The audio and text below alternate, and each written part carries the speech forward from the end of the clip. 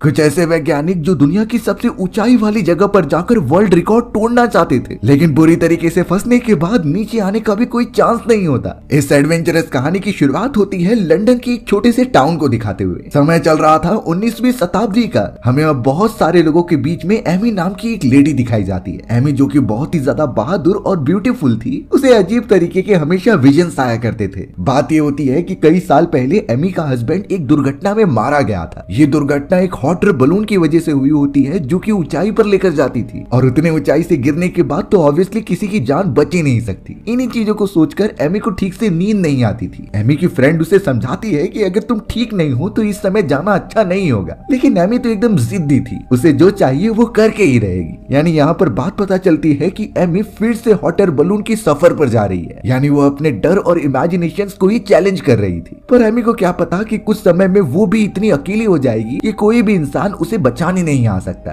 अब हमें टाउन के बीचों बीच एक बहुत ही बड़े शो को दिखाया जाता है। वहाँ पर रखे गए एक हॉट एयर बलून के अंदर जेम्स नाम का एक वैज्ञानिक भी होता है। जेम्स दरअसल अपनी तैयारी कर रहा था ताकि वो इस हॉट एयर बलून की मदद से इतना ऊपर जाए जिससे कि अब तक का बनाया गया वर्ल्ड रिकॉर्ड टूट सकता था। यानी कि जेम्स एक नया खिताब हासिल करना चाहता है जिससे कि वो हॉट एयर बलून की मदद से सबसे ऊंचाई पर जाएगा। बहुत सारे लोग इस पूरे प्रोसेस को देखने के लिए वहाँ पर जमा हुए होते हैं। वो सब तो इसे एक फेस्टिवल की तरह एंजॉय कर रहे थे जैसे कि ये उनके लिए बड़ी बात है। और उस समय उड़ने वाली टेक्निक नहीं होने के कारण सभी लोग हॉट एयर बलून द्वारा तय की गई ऊंचाई को ही सबसे बेस्ट समझते थे। अब यहाँ जेम्स उस हॉट एयर बलून की सारी जांच पड़ताल कर रहा था कि वो ठीक है कि नहीं। उसके थोड़ी देर बाद वो आसमान में जाकर अपनी जर्नी स्टार्ट कर देगा। अब उस जगह पर जेम्स का एक फ्रेंड आ जाता है जो कि उसे मौसम की जानकारी दे रहा था। जेम्स के फ्रेंड ने ये साफ कह दिया कि तुम्हें ये हॉट एयर बलून अभी नहीं लेकर जाना चाहिए। मौसम में लगातार चेंजेस देखे जा रहे हैं तो ये अच्छा समय नहीं है ऊपर जाने। लेकिन जेम्स कह रहा था कि वो सब संभाल लेगा। उसे एयर बलून के बारे में बहुत सारी नॉलेज है और उसने तो इससे भी ज्यादा क्रिटिकल कंडीशन को सरवाइव किया है। तो इसीलिए जेम्स अपने फ्रेंड की बात नहीं सुन रहा था। अब उनके कन्वर्सेशन में एक दूसरा बिजनेसमैन आ जाता है जो कि पूछ रहा था कि प्रॉब्लम क्या हुई। जब जेम्स के फ्रेंड ने मौसम के बारे में बताया तो वो बिजनेसमैन भी इसे मना कर रहा था। वो कहता है कि उसने इस पूरे शो को बनाने के लिए कई सारे पैसे लगाए और ये एयर बलून भी बिजनेसमैन का ही था, तो इसीलिए वो इस शो को किसी भी तरीके से बंद नहीं कर सकता। ये चीजें तो जेम्स को करनी ही होंगी। जेम्स भी बिजनेसमैन का सपोर्ट करते हुए कहता है कि मैं ये चीजें कर लूंगा और वो भी बहुत अच्छी तरीके से।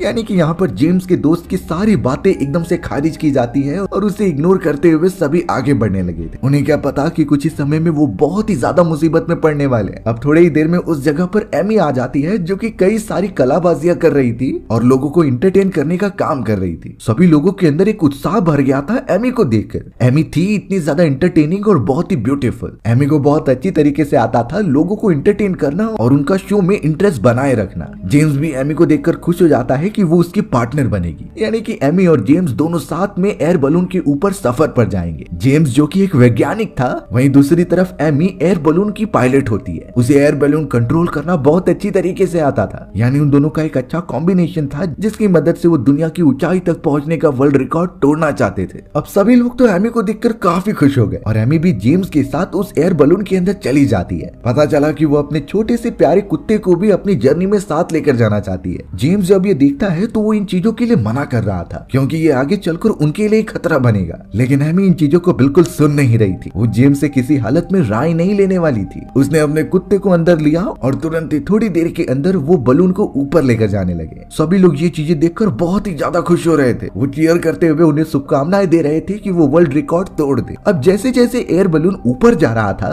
तभी एमी ने उन सारे लोगों के बीच एक आदमी को देखा। एमी को तो वो आदमी जाना पहचाना लग रहा था, लेकिन एमी इन चीजों को इग्नोर करते हुए बिजी हो गई सारे ऑडियंस को एंटरटेन करने के लिए। वो तो एयर बलून की रस्सियों पर कलाबाजियां कर रही थी और अलग अलग करतब करके दिखा रही थी। यानी कि एमी एक सेकंड भी एंटरटेनमेंट करने का मौका छोड़ती नहीं थी। अब यहाँ से उनकी जर्नी स्टार्ट हो चुकी होती है अपना सफर तय करते हुए वर्ल्ड रिकॉर्ड को तोड़ने की। अब एमी और जेम्स तो लगातार उस बलून के ऊपर बैठकर ऊपर की तरफ जाते ही जा रहे थे। सभी लोग उन्हें देखते हुए चीयर भी करते हैं और काफी खुश भी होते हैं। एक्चुअल में जब वो वर्ल्ड रिकॉर्ड तोड़ देंगे तो उनके ही सिटी का नाम सबसे ज्यादा रोशन होगा, जिससे कि आगे चलकर उनके नाम हिस्ट्री में लिखे जाएंगे। जेम्स तो अपने सारे काम कर ही रहा था, तभी एमी ने आवाज दी कि मुझे मेरा डॉग दे दो। अब जेम्स को समझता नहीं कि आखिर ये अपना डॉग इतनी ऊंचाई पर क्यों मांग रही है, ये थोड़ा रिस्की हो सकता था। लेकिन एमी चुपचाप जेम्स को अपना डॉग देने के लिए कहती है। जेम्स मना कर रहा था, लेकिन बार बार यही बोलने पर वो उसे डॉग दे ही देता है। पता चला कि एमी ने तुरंत ही उस डॉग को ऊंचाई से नीचे फेंक दिया है। सभी लोग ये चीजें देखकर एकदम हैरान रह गए, क्योंकि इससे तो उसका डॉग मर जाएगा। जेम्स भी कुछ समझ नहीं पाता कि एमी करना क्या चाहती है, लेकिन बाद में पता चला कि उस डॉग से पैराशूट जुड़ा हुआ है जो गिरने से पहले ही खुल गया होता है। यानी वो डॉग एकदम आराम से उड़ते हुए नीचे की तरफ आ रहा था। लोगों को एंटरटेन करने के लिए एमी का ये शुरुआत से ही प्लान होता है। सभी लोगों को डॉग का ये स्टंट बहुत ही अच्छा लगा था। वो सभी तो शो को इससे भी ज्यादा एंजॉय कर रहे थे। एक तरीके से जेम्स को भी एमी का ये आइडिया काफी इंटरटेनिंग लगा और वो समझ जाता है कि एमी काफी ज्यादा क्रिएटिव है। उसे पता था कि शो कितना इम्पोर्टेंट है और बिजनेसमैन ने उसे कुछ पैसे भी दिए हैं, तो वो अपना काम बहुत ही अच्छी तरीके से कर रही थी। अब यहाँ से शुरू हो जाता है उनका असली सफर, जो लगातार ऊपर की तरफ जाते जा रहे थे। कुछ ही मिनटों के अंदर वो दोनों तो 11,000 फीट की ऊंचाई पर आ जाते हैं। यानी ये ऊंचाई एकदम नॉर्मल थी जहाँ पर सारे एयर बलून्स उड़ा करते थे। दरअसल उन्हें तो इसकी भी डबल ऊंचाई पर जाना था, जहाँ सांस लेने में भी प्रॉब्लम होती है। एक बार वो अपने वर्ल्ड रिकॉर्ड कंप्लीट कर ले, फिर वापस वो नीचे आ जाएंगे। अब जेम्स जब उतनी ऊंचाई से सारे नजारे देख रहा था, तो वो उन सारी चीजों में एकदम खो जाता है। उसे बहुत ही ज्यादा अच्छा फील हो रहा था। एमी फिर जेम्स को बताती है कि तुम जिस तरीके से इस नजारे का मजा ले रहे हो, वैसे ही बाकी लोग नहीं ले सकते, लेकिन मेरा काम है कि उन सभी को अच्छी तरीके से इंटरटेन करते रहना, जिससे उनका अटैचमेंट मेरे साथ बहुत अच्छे से हो जाए। एक तरीके से एमी जेम्स को ये बता रही थी कि उन लोगों को इंटरटेन करने का पूरा क्रेडिट उसे ही जाता है। शुरुआत से ही वही लोगों को इंटरटेन करते आई है और आगे भी करती रहेगी। जेम्स तो एमी की बातों से राजी हो जा रहा था, क्योंकि उसी की वजह से इतने सारे लोग इंटरटेन हुए हैं। पर फिलहाल वो एमी से डिस्कशन करने के बजाय उस पूरे नजारे का मजा ले रहा होता है। जेम्स का दरअसल ये पहली ट्रिप होती है इतनी ऊंचाई पर, और उसने सिर्फ इन चीजों की स्टडी ही की थी। यानी वो बचपन से ही एक एस्ट्रोनॉट बनना चाहता था, जो ऊंचाई तक जाते हैं और वहाँ की अजीब अजीब चीजों के ऊपर रिसर्च करते हैं। जेम्स जब 15,000 फीट की ऊंचाई पर से नीचे देखता है, तो उसे अपनी यूनिवर्सिटी दिखाई गई। ये वही साइंस यूनिवर्सिटी थी जहाँ पर वो अपने दोस्त के साथ पढ़ा करता था, और इसी जगह पर जेम्स को एक एरोनॉट बनने का सपना दिखा।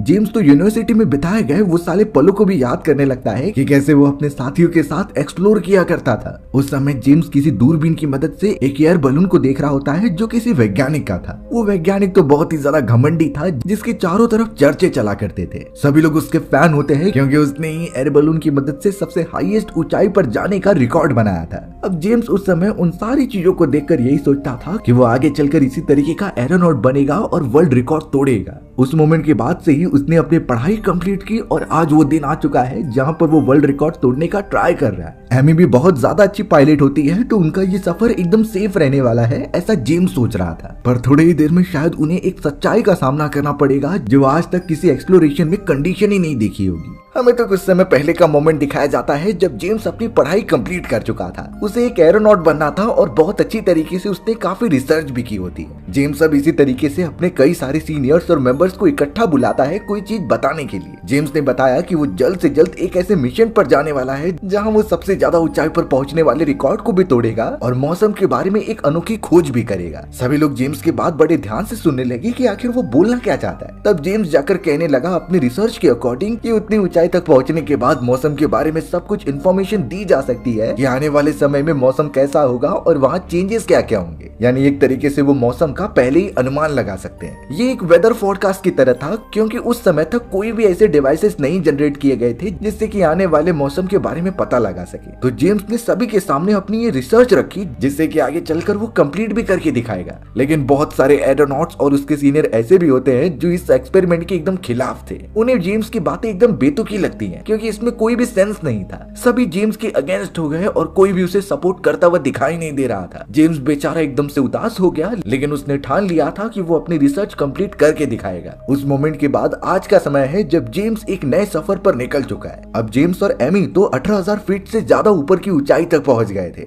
जेम्स ने जो इक्विपमेंट्स लाए होते हैं वो उनसे ही लगातार रिसर्च करते जा रहा था, और मौसम के बारे में जितनी भी इंफॉर्मेशन मिलती वो पिजन की मदद से अपने लेबोरेटरी में भेज देता। जेम्स को आखिर आखिरकार ये प्रूफ करना ही था और अपने रिसर्च को पूरी तरीके से सक्सेसफुल बनाना था। एमी तो बलून को कंट्रोल करके उसे सही डायरेक्शन में लेकर जाने में बिजी होती है, यानी दोनों अपनी जगह पर बहुत अच्छे से काम कर रहे थे। पर अचानक उन्हें पता चला कि उनके बलून की स्पीड एकदम तेज हो गई है। ये इसलिए क्योंकि आसपास का मौसम एकदम खराब होता चला जा रहा था। धीरे धीरे बारिश भी हो रही थी और साथ ही साथ बहुत तेज हवाएं भी चलती हैं। ये हवा इतनी ज्यादा तेज थी कि बलून को किसी भी डायरेक्शन में लेकर जाती हैं। एमी का तो एयर बलून के ऊपर जरा भी कंट्रोल ही नहीं हो पा रहा था। हर एक चीजें हवा में उड़ने लगी थी। इनफैक्ट एमी और जेम्स भी बलून से गिरने वाले थे। एमी यहाँ पूरा ट्राई करती है कि वो धीरे धीरे इस जगह से बच जाए, लेकिन ऊपर की तरफ तूफान इतना ज्यादा हो चुका था कि वहाँ से बाहर निकलना नामुमकिन होता है। उनका सारा सामान ऊपर नीचे हो रहा था और इनफैक्ट लगता है कि वो सब मारे जाएंगे। जेम्स बेचारा जब अपनी इक्विपमेंट्स को संभालता है तभी उसके सर पर चोट लग गई। वो तो वहीं पर गिरकर बेहोश हो गया था। बेचारी एमी की भी बुरी हालत हो चुकी होती है और वो उड़ते हुए एकदम नीचे गिरने वाली थी। अच्छी बात हुई कि उसने कुछ रोप्स को पकड़ लिया होता है। चारों तरफ बिजली कड़क रही थी और उनमें से थोड़ी सी बिजली भी उस बलून के ऊपर गिर गई तो वो पूरा जल जाएगा और दोनों ही मारे जाएंगे। पर अच्छी बात ये हुई कि जेम्स सही समय पर उठ जाता है। उसे होश जैसे ही आया वो तुरंत ही जाकर एमी का हाथ पकड़ लेता है। उसने एमी को जल्द से जल्द ऊपर की तरफ खींचा और दोनों एकदम कोने पर छुप जाते हैं। बारिश भी बहुत तेजी से हो रही थी और वो एयर बलून जिस बकेट से जुड़ा हुआ है उसमें अगर पानी भर गया तो वो बहुत बुरी तरीके से नीचे की तरफ गिरते चले जाएंगे। तो इस कंडीशन में सबसे अच्छा वे यही होगा कि आप नीचे की तरफ ना जाते हुए तूफान वाले बादल के ऊपर चले जाइए। जैसा कि पता ही होगा कि पृथ्वी के एक लेवल तक ही बादल होते हैं, उसके बाद पूरा एकदम खाली होता है और एक लिमिट के बाद स्पेस आ जाता था। तो अब तूफानी वाले बादलों और पूरी चीजों से बचने के लिए यही एक रास्ता है कि आप उनके ऊपर चले जाइए। यूजुअली बहुत सारी प्लेन्स भी उतनी ऊंचाई तक नहीं उड़ती, बल्कि वो सब तो तूफानी वाले बादलों से थोड़ा नीचे की तरफ ही उड़ती है। अब जेम्स और एमी को कुछ करना ही होगा अपनी जान बचाने के लिए, और अगर इसी तरीके से चलता रहा तो एयर बलून जरूर डैमेज हो जाएगा। तभी जेम्स ने एमी को आदेश दिया कि हमें और सारे सैंड बैग्स फेंक देने चाहिए जिससे कि ये बलून ऊपर की तरफ चला जाएगा। दोनों मिलकर ये प्लान एग्जीक्यूट करते हैं और बहुत सारे सैंड बैग्स फेंक देते हैं जिससे कि एयर बलून में से वेट कम हो गया। अब इसी करेक्ट डिसीजन की वजह से वो हॉट एयर बलून ऊपर की तरफ जाने लगा। ऊपर की तरफ ट्रैवल करते हुए वो उन तूफानी बादलों को पार करते हुए सेफ जगह पर पहुंच जाते हैं। जेम्स और एमी जिस नजारे को अभी देख रहे थे उन्होंने कभी अपने सपने में भी इमेजिन नहीं किया था। आसमान की इतनी ऊंचाई जहाँ पर वो एकदम आजाद थे। चारों तरफ सिर्फ बादल दिखाई दे रहे होते हैं और सूर्य की रोशनी।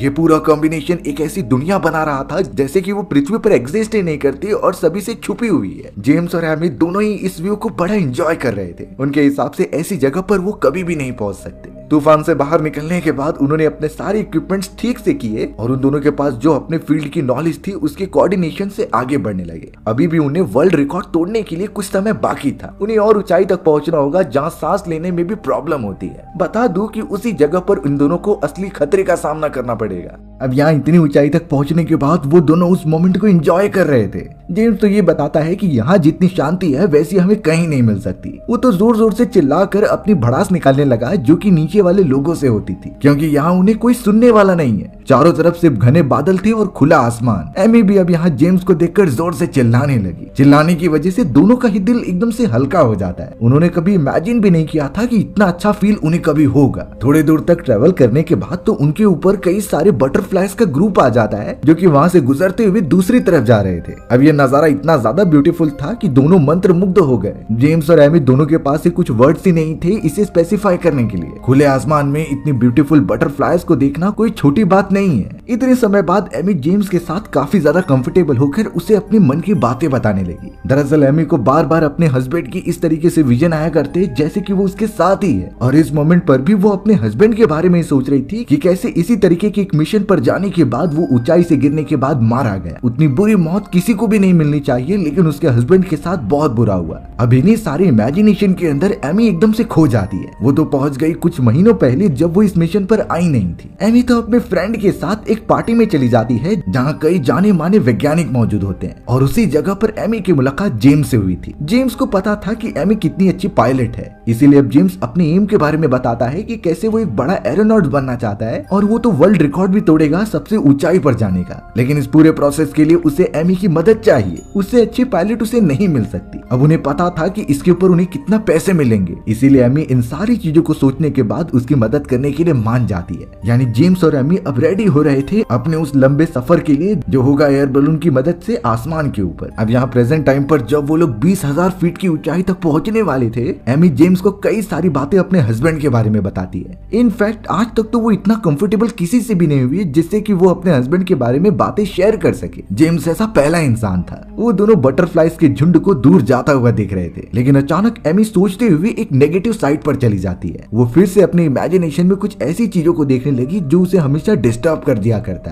कुछ समय पहले की बात दिखाई गई जहां एमी जेम्स के पास आकर डायरेक्टली कह देती है कि वो उसके साथ मिशन पर नहीं चल सकती। उसके अंदर अब हिम्मत बिल्कुल नहीं बची है अपने हस्बैंड की इतनी दर्दनाक मौत के बाद। सभी एकदम चौंक जाते हैं, खास करके जेम्स जिसने कि उस सफर के लिए आधी से भी ज्यादा तैयारियां कर ली थी। जेम्स के पास अब कुछ रास्ता नहीं था, उसे किसी भी तरीके से अपना ये मिशन कंप्लीट करना होगा। इसीलिए वो अपने एक सीनियर के पास चला गया जो बहुत ही ज्यादा एटीट्यूड वाला होता है। जेम्स ने जब उससे मदद मांगी तो उस सीनियर ने साफ साफ मना कर दिया। वो तो यही कह रहा था कि जेम्स उतनी ऊंचाई तक नहीं जा सकता और अगर वो चला भी गया तो जिंदा वापस लौट कर नहीं आएगा। यानी कि ये सीनियर नहीं चाहता था कि उसका बनाया गया रिकॉर्ड कोई भी तोड़े, इसीलिए वो जेम्स को बार बार बैकआउट करने के लिए कह देता है। पर जेम्स तो उस समय तक रुकने वाला नहीं था। अब हमें यहाँ वही प्रेजेंट टाइम दिखाया गया जहाँ जेम्स और एमिलिया ने वो माइलस्टोन अचीव कर लिया होता है, यानी कि 23,000 फीट के वर्ल्ड रिकॉर्ड को क्रॉस करने का। ये उन दोनों के लिए सबसे बेस्ट मोमेंट था क्योंकि इसी चीज के लिए तो उन्होंने इतने सालों से प्रिपरेशन की थी। आखिरकार दोनों ने मिलकर वो वर्ल्ड रिकॉर्ड तोड़ ही दिया। जेम्स तो ये सारी डिटेल्स अपने साथियों को भिजवा देता है जिससे कि ये प्रूफ हो जाए कि उन्होंने वर्ल्ड रिकॉर्ड तोड़ दिया है। दोनों के चेहरे पर काफी खुशी झलक रही थी और लगातार वो आगे बढ़ रहे थे। पर अचानक एमी महसूस करती है कि हवाएं और ज्यादा ठंडी होती जा रही हैं और वहाँ का टेम्परेचर लगातार गिरता जा रहा है। एमी तुरंत ही जेम्स को कहती है कि हमें नीचे की तरफ जाना चाहिए, लेकिन जेम्स कह रहा था कि इससे ऊंचाई पर हम जाकर नया वर्ल्ड रिकॉर्ड बना सकते हैं और वो वर्ल्ड रिकॉर्ड तो सालों तक कोई भी तोड़ नहीं पाएगा। एमी जेम्स की इस बातों से गुस्सा होने लगी क्योंकि इससे हमारी जान भी जा सकती है, लेकिन जेम्स एमी को कन्विंस कर ही लेता है थोड़ा और ऊंचाई पर जाने के लिए। पता नहीं वो दोनों वहाँ से वापस आ भी पाएंगे कि नहीं, ये थोड़ी देर में ही उन्हें एक्सपीरियंस होने वाला था। अब वो समय दिखाया जाता है जहां एमी ने जेम्स के साथ जाने से मना कर दिया था। उस जगह पर तो अब जेम्स का वही साथी एमी से बात करने चला आया होता है। जेम्स के उस फ्रेंड ने तो एमी से रिक्वेस्ट की कि वो जेम्स के साथ इस मिशन पर जाए क्योंकि ये जेम्स का बहुत पहले से सपना है कि वो वर्ल्ड रिकॉर्ड तोड़े और एक बहुत ही अच्छा एरोनॉट बने। उसके सपने को बचाने के लिए एमी को कुछ तो करना ही होगा। इनफैक्ट अब जेम्स का वो फ्रेंड एमी से रिक्वेस्ट भी करने लगा कि वो उसका सपना पूरा करने के लिए कोई भी एफर्ट डाले। एमी इन चीजों के ऊपर अब काफी ज्यादा सोचने लगती है और वो भावुक भी हो जाती है क्योंकि जैसा जेम्स का सपना है कि सबसे ऊंचाई वाली जगह पर जाकर वर्ल्ड रिकॉर्ड बनाना, वैसा ही उसके हस्बैंड का भी हुआ करता था। उसके हस्बैंड तो ये नहीं कर पाए, इसीलिए अब बहुत देर बाद वो डिसाइड करती है कि वो जेम्स की मदद करेगी उसका मिशन पूरा करने में। इसी वजह से आज वो उसके साथ है और उसका सपना भी पूरा कर चुकी है, यानी उन्होंने वर्ल्ड रिकॉर्ड तोड़ दिया है। अब प्लान के अकॉर्डिंग उन्हें वापस चले जाना चाहिए। एमी तो सिर्फ जेम्स की वजह से रुकी थी जो कह रहा था कि हमें थोड़ी ऊंचाई पर और चलना चाहिए जिससे कि वो एक वर्ल्ड रिकॉर्ड में मार्क सेट कर दे और उसे कभी कोई क्रैक ना कर पाए। लेकिन एमी नोटिस कर पा रही थी कि जैसे ही वो 24,000 फीट की ऊंचाई तक पहुंच गए हैं, वहाँ पर ऑक्सीजन काफी कम हो चुकी है और ठंड तो इतनी ज्यादा बढ़ गई थी कि उनकी बॉडी पर भी बर्फ जमने लगी होती है। एमी तो अब जेम्स से लगातार यही कह रही थी कि हमें नीचे की तरफ जाना चाहिए, इतनी ऊंचाई पर तो शायद वो सभी जम जाएंगे और अगर नीचे गिर गए तो ऑब्वियसली मारे ही जाएंगे। पर यहाँ जेम्स चाह रहा था कि वो और ज्यादा ऊंचाई पर जाए, इसी वजह से वो वेट और ज्यादा नीचे फेंक रहा था। एमी उसे रोकती है लेकिन जेम्स तो जैसे मानो एकदम से पागल हो गया है। वो वेट फेंकता ही जा रहा था जिससे कि बलून और ज्यादा तेजी से ऊपर चली जाती है। एमी और जेम्स के बीच में तो एक हीटअप मोमेंट क्रिएट हो गया था और दोनों एक दूसरे से लड़ाई भी करने लगे थे। थोड़ी ही देर में जेम्स के नाक से खून भी आने लगता है क्योंकि यहाँ प्रॉपर ऑक्सीजन की सप्लाई नहीं मिल रही थी और जैसे जैसे वो ऊपर जाएंगे ऑक्सीजन एकदम से बंद हो जाएगी, यानी एक उनका डेड एंड आ जाएगा जहाँ से उनका बचना एकदम से नामुमकिन हो सकता है। जेम्स को पता नहीं क्यों इन चीजों के बारे में कुछ सूझ ही नहीं रहा था। उसे किसी भी तरीके से हाईएस्ट रिकॉर्ड बनाना होता है। वो तो एमी को बुरा भला कहने लगा कि तुम अपने हस्बैंड को भी नहीं बचा पाई जो तुम्हारे साथ मिशन कर रहा था। एमी को इससे बहुत गुस्सा आता है और वो जेम्स को स्लैप कर देती है। जेम्स फिलहाल के लिए एकदम शांत हो गया और इस मोमेंट पर एमी ने उसे सच्चाई बताई कि आखिर हुआ क्या था। कई साल पहले जब एमी और उसके हस्बैंड इसी तरीके से वर्ल्ड रिकॉर्ड को ब्रेक करने के लिए आए थे तो वो ये रिकॉर्ड ब्रेक करने के बहुत क्लोज होते हैं, लेकिन उस समय एमी बलून को कंट्रोल कर रही थी। अचानक उसकी एक गलती की वजह से बलून में छेद हो गया। वो बहुत ही तेजी से नीचे गिर रहे थे और बलून तो कंट्रोल में ही नहीं होता। एमी और उसके हस्बैंड को तो कुछ समझ में ही नहीं आता कि उस क्रिटिकल कंडीशन में क्या करे।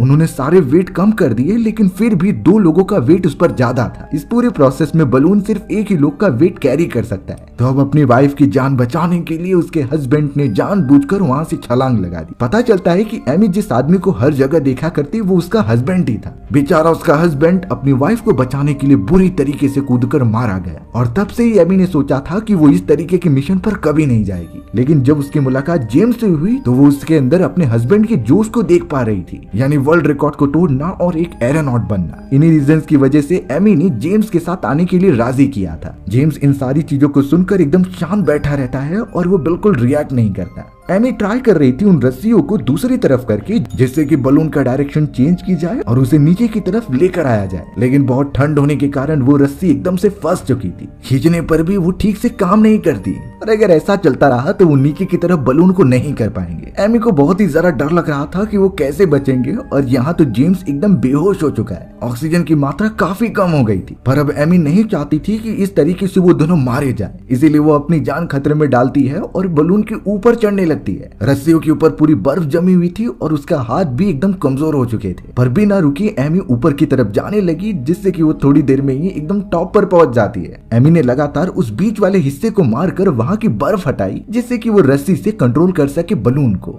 हालांकि उसने ये कर तो दिया था, लेकिन वो बहुत ही ज्यादा कमजोर होकर वहीं बेहोश हो गई। कुछ देर तक वो वहीं पर पड़ी रहती है, लेकिन अचानक वो उतनी ऊंचाई से नीचे गिरने लगी। बलून को वो पकड़ने का भी ट्राई करती है, लेकिन काफी बर्फ होने के कारण वो होल्ड नहीं कर पाती और नीचे गिर जाती है। पर बाद में पता चला कि उसने गिरते समय अपने आप को रस्सी से बांध लिया था, यानी वो 24,000 फीट की ऊंचाई पर एक बलून से लटकी हुई है। किसी भी तरीके से झूलते हुए उसने बास्केट को पकड़ा और उसके अंदर आ गई। एमी देख पा रही थी कि जेम्स बेहोश पड़ा हुआ है, वो बिल्कुल भी रिएक्ट नहीं कर रहा। तुरंत ही वो उसे जाकर थोड़ा गर्मी प्रोवाइड करती है, जिससे कि अगले ही मोमेंट में जेम्स ने अपनी आंखें खोल ली। एमी ने भले ही अपने हस्बैंड को खोया था, लेकिन वो नहीं चाहती थी कि जेम्स, जो कि उसका बहुत जल्दी दोस्त बन चुका है, वो इस तरीके से उसे मरने दे। फिलहाल ऊपर वाले रस्सी को काफी अच्छी तरीके से खोलने के कारण उनकी हाइट लगातार कम होती जा रही थी। अब वो 20,000 फुट से भी कम की हाइट पर पहुंच चुके थे। उन दोनों को लग रहा था कि शायद वो आराम से पहुंच जाएंगे। दोनों जैसे ही 15,000 फीट की ऊंचाई तक पहुंचे, तभी उनके बास्केट की रस्सियां एकदम टूटने लगती। इतनी ज्यादा स्पीड से वो नीचे आ रहे थे कि अगर गिरने के बाद तो उन दोनों की मौत पक्की थी। जेम्स इन चीजों को समझता है और उसने तुरंत ही एमी को आदेश दिया कि हमें एक दूसरे लेवल पर जाना है, यानी बास्केट को खाली कर देते हैं, जिससे कि बलून की स्पीड एकदम कम हो जाएगी। दोनों जल्द से जल्द ऊपर वाले हिस्से पर चढ़ने लगे रस्सियों की मदद से, और ऑब्वियस बात होती है कि रस्सियां काफी गीली हो चुकी थी। उन्हें बहुत ज्यादा प्रॉब्लम हो रही होती है अपने आप को होल्ड करके रखने के लिए। जेम्स ने किसी भी तरीके से उस बास्केट को बलून से अलग कर दिया। उन्हें लग रहा होता है कि ये उनकी जान बचा लेगा, बट इसका उल्टा हो जाता है। बलून अब और भी ज्यादा स्पीड में नीचे की तरफ गिरने लगी, क्योंकि बास्केट एक मोमेंटम बनाए रखने के लिए लगाया जाता है। अगर बास्केट ही नहीं रहेगा तो बलून एकदम बेकार है। उनकी स्पीड डबल हो चुकी थी और इतनी स्पीड से तो कोई नहीं बच सकता। एमी इन चीजों के बारे में जानती थी, तो अब वो डिसाइड करती है कि जेम्स की जान बचाने के लिए वो अपनी जान की कुर्बानी देगी, यानी वो अपने हस्बैंड की तरह नीचे कूद जाएगी। ऐसा वो करने ही जाती तभी जेम्स उसे आकर रोक लेता है, क्योंकि वहाँ से बचने का एक और तरीका उनके पास मौजूद था। जेम्स उस पूरे बलून को एक पैरासूट की तरह यूज करना चाहता था, इसीलिए उसने कई सारी रस्सियों को एक दूसरे में फंसा दिया और नीचे वाले भाग को धीरे धीरे काटने लगता है। ऐसा करने पर वो जैसे ही जमीन के काफी क्लोज आते हैं तो उनका वो बलून एक पैरासूट में कन्वर्ट हो गया, यानी उनकी स्पीड एकदम से स्टेबल हो चुकी थी और वो बहुत ही धीरे धीरे नीचे की तरफ आ रहे थे। एमी और जेम्स काफी खुश होते हैं, क्योंकि अब वो उन लोगों में गिने जाएंगे जो इतने बड़े वर्ल्ड रिकॉर्ड को ब्रेक करके जिंदा वापस आ गए। शायद सदियों तक इस रिकॉर्ड को कोई तोड़ नहीं पाएगा। धीरे धीरे वो एक फॉरेस्ट के अंदर लैंड होने लगे और उन्हें उस पूरे प्रोसेस में काफी चोटें भी लगती हैं, लेकिन अच्छी बात तो ये हुई कि उन दोनों की जान बच गई। कुछ दिनों बाद का समय दिखाया जाता है, जहाँ जेम्स अपने सारी रिसर्च के बारे में उन्हें बता रहा था। सारे सीनियर्स उससे इंप्रेस हो चुके थे और यहाँ जेम्स और एमी का नाम सुनहरे अक्षरों में लिखा गया था। अंत में हमें दिखाया गया कि जेम्स और एमी एक और मिशन पर निकले हैं, यानी वो इस तरीके से साथ मिलकर आगे मिशन करते रहेंगे। हमारी भी कहानी यहीं पर खत्म हो जाती है। सो व्यूअर्स, आपको ये स्टोरी कैसी लगी कमेंट सेक्शन में बताना भूलना मत। और अगर आपको मेरा एक्सप्लेनेशन 1% भी अच्छा लगा होगा ना, तो वीडियो को लाइक एंड चैनल को सब्सक्राइब जरूर कर देना। मिलते हैं इसी तरीके के मजेदार वीडियोस में, तब तक के लिए बाय बाय।